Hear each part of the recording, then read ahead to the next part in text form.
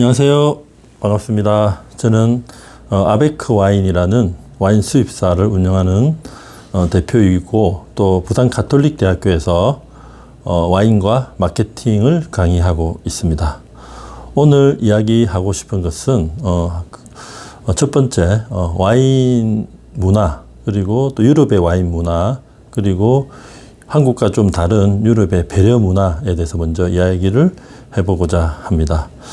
우리가 흔히 사람들을 만나면 식사 한번 합시다, 소주 한번 합시다, 이런 이야기를 많이 하는데, 사실은 실제로 식사를 하거나 소주를 한잔하는 경우는 그렇게 흔치 않습니다.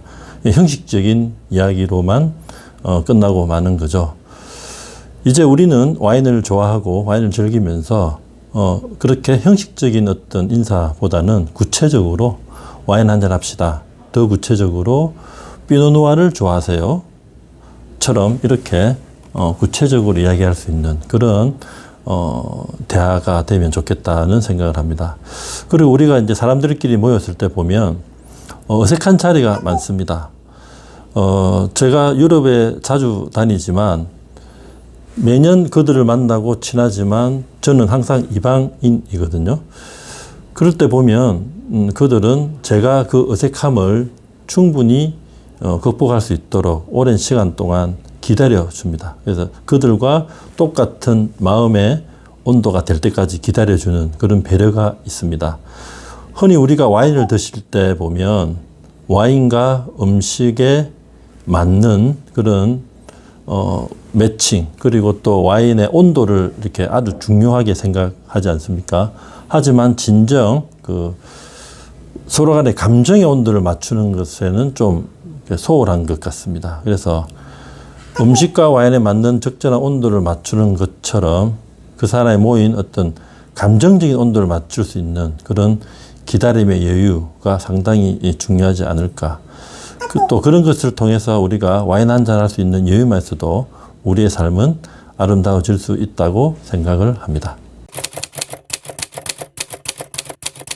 와인의 종류에는 화이트 와인, 레드 와인, 스파클링 와인, 로제 와인 이렇게 일반적으로 많이 나누는데, 최근에는 오렌지 와인에 대한 관심도 상당히 높아지고 있습니다. 실제로 그 와인을 만들 때 레드 와인은 껍질째 침용을 해서 색깔을 우러내고, 화이트 와인 같은 경우에는 껍질을 벗겨서 와인을 만듭니다. 그래서 화이트 와인 같은 경우에는 탄닌이 없죠. 왜? 껍질에 색깔과 탄닌이 있기 때문입니다. 근데 최근에는 내추럴 방식으로 오렌지 와인을 많이 만들고 좀 선호하는 추세이기도 합니다. 오렌지 와인 같은 경우에는 화이트 와인이지만 껍질째 침용을 해서 껍질이 가지고 있는 그 탄닌뿐만 아니라 아로마까지 좀 복합적으로 만들죠. 색깔이 호박색, 호박색이라는 어감보다는 오렌지라는 어감이 더 좋기 때문에 오렌지 와인이라고도 많이 하고 있습니다. 와인을 즐길 때는 주로 우리가 그냥 원샷 해서 마시는 경우도 많지만, 실제 와인은 일반적으로 우리가 마시는 소주나 다른 주류하고는 달리 와인이 가지고 있는 다양한 색깔들, 그리고 와인이 가지고 있는 향, 그리고 맛을 이렇게 순서대로 마시면 훨씬 더 와인을 멋지게, 재미있게, 맛있게 즐길 수가 있습니다. 우리가 또 와인을 만들 때 보면 와인을 품종별로 브랜딩하기도 하고, 또 빈티지, 연도별로 브랜딩하기도 하고, 또 밭이나 오크통에 따라서 브랜딩하기도 합니다. 이렇게 브랜딩을 하는 것은 각 그 품종이 가지고 있는, 각 빈티지가 가지고 있는 장점들을 모으는 것이죠. 이러한 장점들이 모이면 가지고 있던 단점이 사라지게 됩니다. 유명한 철학자 쇼펜하우는 인간은 있는 그대로 보는 것이 아니라 보고 싶은 대로 본다고 했습니다. 그래서 우리가 서로 간의 인간관계에 있어서도 서로의 잘못을 지적하거나 비판하는 경우가 많죠. 그래서 저는 와인을 마시면서 이렇게 어떤 잘못을 지적하고 비판하는 것보다는 와인에서 이 브랜딩처럼 브랜딩을 통해서 장점을 모으는 것처럼 상대의 장점을 인정해주는 그런 인간관계의 브랜딩이 있다면 세상은 더 아름다워지지 않을까, 이런 생각을 와인을 마시면서 합니다. 예, 여러분들 잘 아시는 와인 만화 신의 물방울이라는 만화가 있습니다. 그 신의 물방울의 작가 아기 다다시가 쓴 와인의 기쁨이라는 책에는 이런 이야기가 나옵니다. 나와 남동생은 실제로 와인을 마시면서 옛날 경험들을 떠올린다.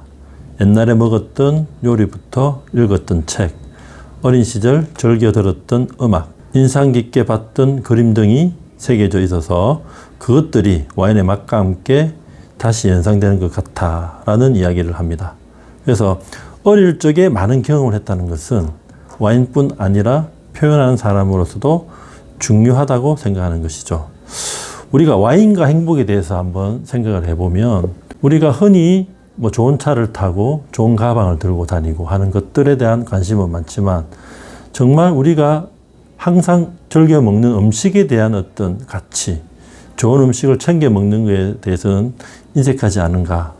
그리고 또 그런 음식과 어울리는 와인 한 잔을 준비해서 같이 마신다는 것은 그 자리에 있는 모든 사람들에게 어떤 즐거움을 선사하는 큰 기쁨이 될 수가 있습니다.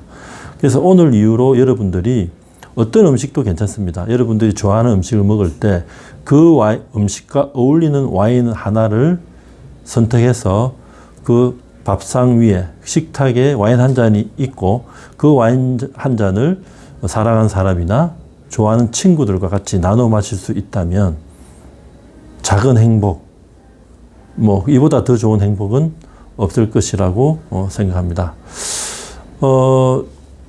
제가 쓴 책에 보면 그 디오픈 우승컵은 와인 주전자라는 이야기가 있습니다.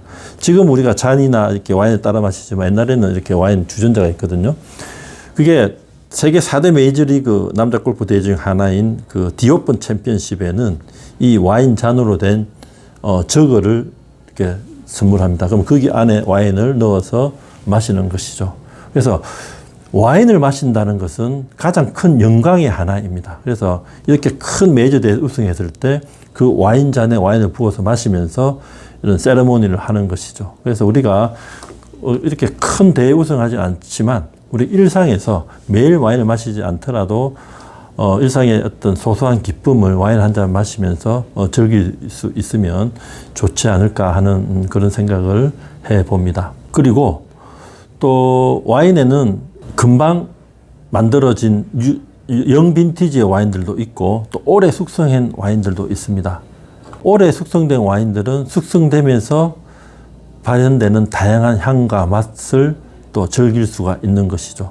마찬가지로 우리의 인간관계도 처음 만나서 그 사람에 대한 어떤 장점을 보고 서로 즐겨 만나는 것도 좋고 또 와인처럼 오래 숙성된 와인처럼 시간이 지나서 그들과의 관계에서 은은히 피어나는 그 향과 맛처럼 인간관계의 향과 맛이 피어날 수 있다면 좋은 친구가 되지 않을까 하는 생각을 해봅니다.